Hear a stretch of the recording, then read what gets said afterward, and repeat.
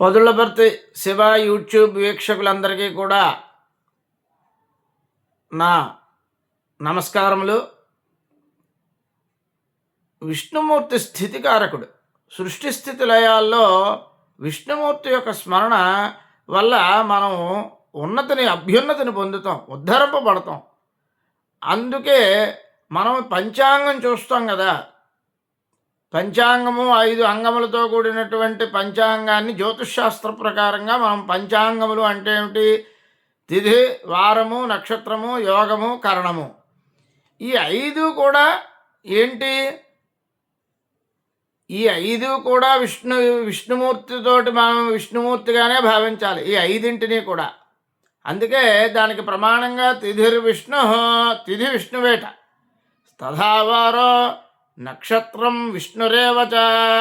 తథా తిథి తదవాత వారము నక్షత్రము విష్ణురేవచ, విష్ణురేవచ. యోగ తిథిర్విష్ణుస్తదావారో నక్షత్రం విష్ణురేవచ.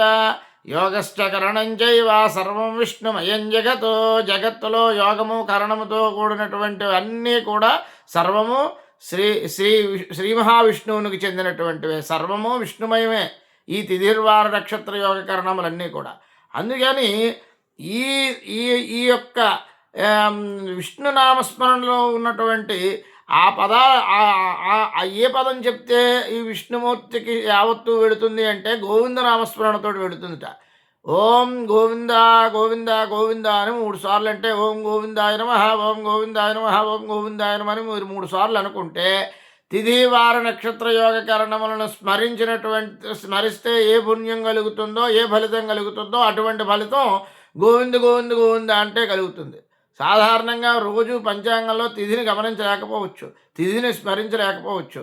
వారం అందరికీ తెలుస్తుంది కానీ నక్షత్రం కానీ యోగం కానీ కరణం కానీ తెలుసుకోలేకపోవచ్చు.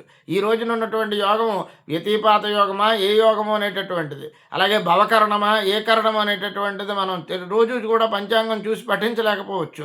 లేదా ఎవరైనా చెబితే శ్రవణం చేసినా వినలేకపోవచ్చు. కానీ అలా చేస్తే ఏం ఫలితాలు కలుగుతాయి? తిథేశ్చ శ్రియమాప్నోతి వారాదాయుష్యవర్ధనం నక్షత్రాద్ధరతే పాపం యోగాద్రోగ నివారణం కరణం కార్యసిద్ధించ. కరణం కార్యాన్ని సిద్ధింపజేస్తుంది. యోగాద్రోగ నివారణం యోగం తెలుసుకుంటే రోగాన్ని నివారిస్తుంది. తిథేశ్చ శ్రియమాప్నోతి తిథి తెలుసుకోవడం వల్ల మనకి శ్రేయస్సును అభ్యున్నతిని చేస్తుంది. తిథేశ్చ శ్రియమాప్నోతి వారాదాయుష్యవర్ధనం వారాన్ని గమనించడం వల్ల వార స్మరణ వల్ల ఆయుష్ వర్ధిల్లుతుంది. ఆయుష్ నక్షత్రాద్ధరతే పాపం నక్షత్రాన్ని అనుసరించడం వల్ల, అనునయించడం వల్ల, అనుగమించడం వల్ల పాపం హరిస్తుంది. ఇటువంటివన్నీ కూడా గోవింద గోవింద గోవింద అనే 3 పదాలు ఒక్కమారుగా మీరు ఆచరించి చెప్పినట్లయితే 3x3x3 అంటే 9 పదాలను కనుక మీరు ఈ నామస్మరణ చేసినట్లయితే గోవింద గోవింద గోవింద అని మీరు తిథివార నక్షత్ర యోగ కరణములను ఏ రోజుకి ఆ రోజు మీరు స్మరించినటువంటి ఫలితం కలుగుతుంది అని చెప్పడం జరిగింది. ఈ యొక్క అంశం మీకు నచ్చినట్లయితే లైక్ చేయండి, షేర్ చేయండి, సబ్స్క్రైబ్ చేయండి. ముఖ్యంగా ఇలాంటి ఆధ్యాత్మిక విషయాలు తెలుసుకోవాలనుకుంటే మా పొదుళ్లపర్తి శివ యూట్యూబ్ ఛానల్ని వీక్షించండి.